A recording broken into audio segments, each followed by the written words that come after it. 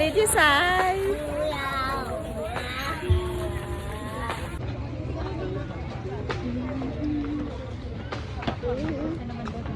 อุ้ย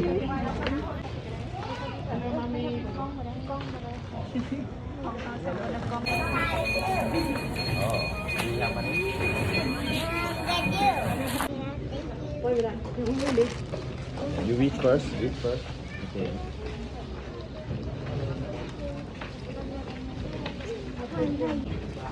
Yeah.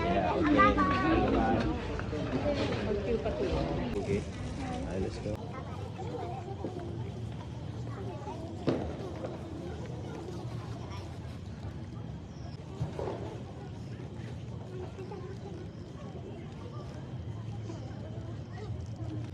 ย่างหน่อยเลยไปย่างอันนี้หนิงอยู่ดีๆไป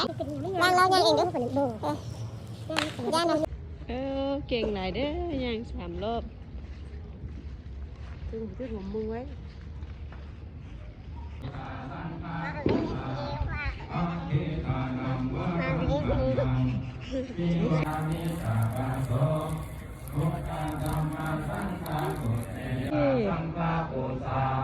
ต่อไปกันอีกหน่อย เสวาริกามหาเทรังอาหังวันทามิโทระโตอาหังวันทามิธาโตโยอาหังวันทามิ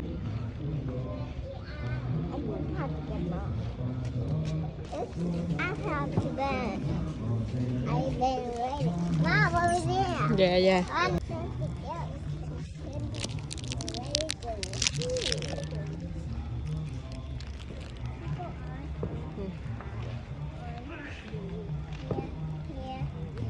ลิชี่เด้ค่ะลิชี่เด้ลูกยางซ่าๆกันได้ลูกชี้ยางได้แล้วลูกได้2 รอบแล้วยิ้มเด้อลุกขึ้นไหมลูกลุกขึ้นไหมลูกเชยยิ้มยิ้มแน่รีดผลิตยิ้มแน่ผลิตยิ้มเด้อผลิตยิ้มแน่โอเค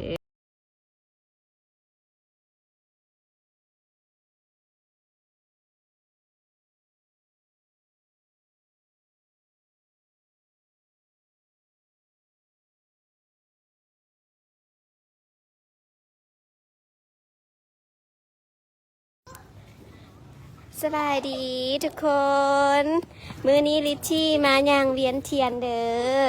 ได้2 รอบแล้วเด้อมื้อนี้น่ะไปย่างต่นี่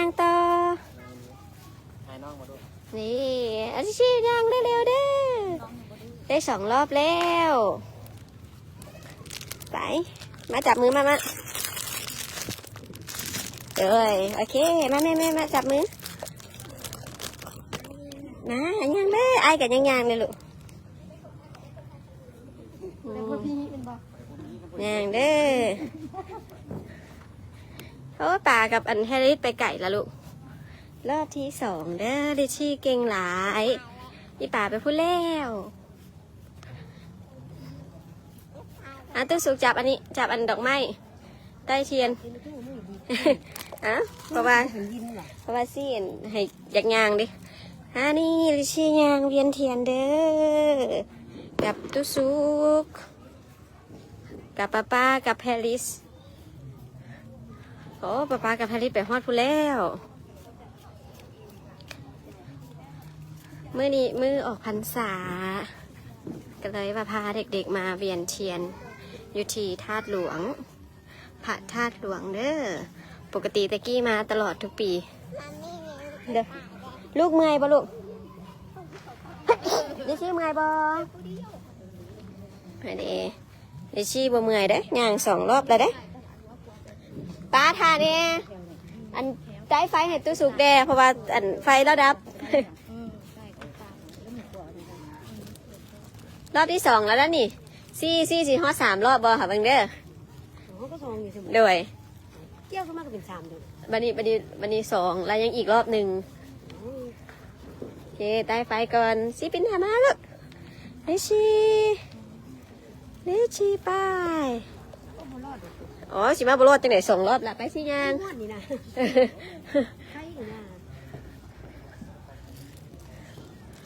ที่อันนั้นเด้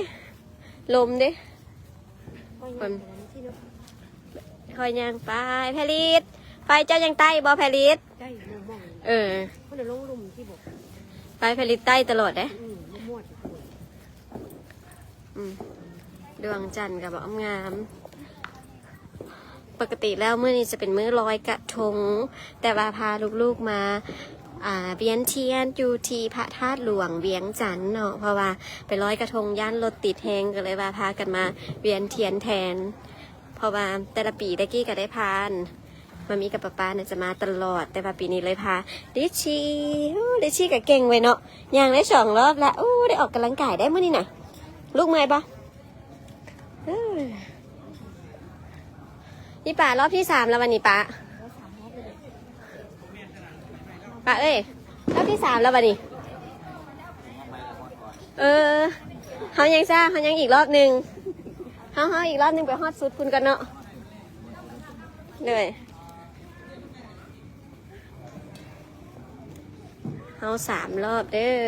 อซียางเองดูร้องยางเองดูแม่กันอยู่นี่แหละดิซีกับยางเด้อใส่ยิ้มแน่ยิ้มให้แม่เบิ่งแน่จะสู่บ่จะได้ฮอด3 รอบบ่ดิชี่เก่งหลายตัวมือส้มเซยสาธุเด้ดิชี่สาธุดูชี้เฮ็ดชินะลูกแม่สิบอกนี่ลูกชี้เบิ่งทุสาธุเฮ็ดดูเฮ็ดสาธุงามยางเลยเก่งหลายจำหยาบ่ลูกลิชี่มาลอยบ่ได้ไปลอยกระทงลิชี่มาเวียนเทียนอยู่พระธาตุหลวงกับมามีกับป้าไปลูกซ้ำอีกน้อยนึงย่างไปฮอดจุดเริ่มต้นแล้วลูกกับแล้ว3 รอบแล้วนี่ไปย่างโอ้เก่งหลายเด้อ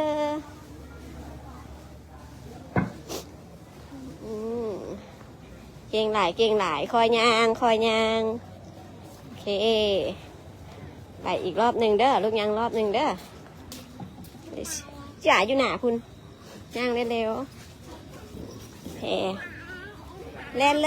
ลยคอยเด้อชิลมเด้อถามมามี่เน่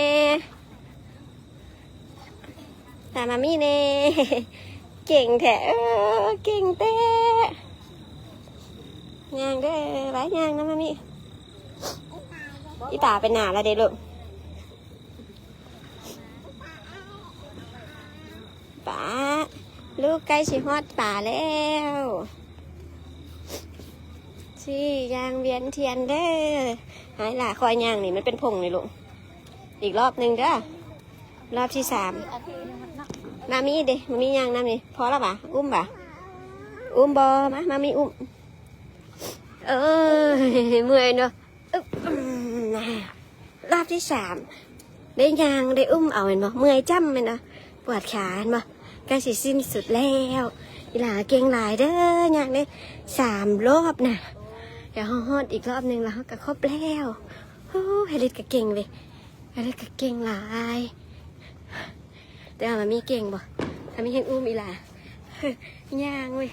อีหล่ายางน่ะรอบที่ 3แล้วเด้อรอบที่ 3แล้วเด้อยิ้มแน่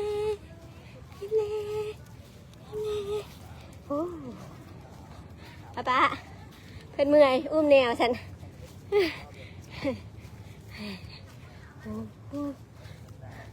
แล้วเขาแม่ถ่ายรูปมุมนั้นเด้อตกแจ้งโอ๊ย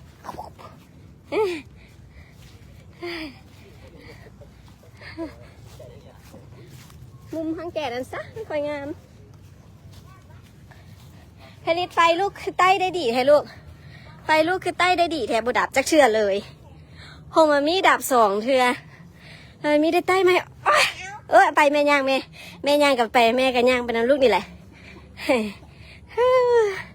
ไฟผลิตใต้หุงเด้อแสงสว่างผลิตหุนเด้อนี่ขนาดลมมากันยังบ่ดับเว้ยลมมากันบ่ดับแล้วจะสุขถ่ายรูปกันย่างต่อสิค่อยย่างก็ได้ลูกเมื่อแรงนี่ถ่ายเบิ่งคนจิปวดค่ะกับป้าก็ได้ลูกต่อกับป้าก็ได้โอเคได้แล้ว อันถ่ายรูปบังแจ้งๆนี่ลูกโอ้มือแรงจะสิเจ็บขาแล้วแบบนั้นนะมือแรงย่านเจ็บขาอยู่ป่ะโอ้นี่ถ่ายรูปบังนี่เดี๋ยวลูก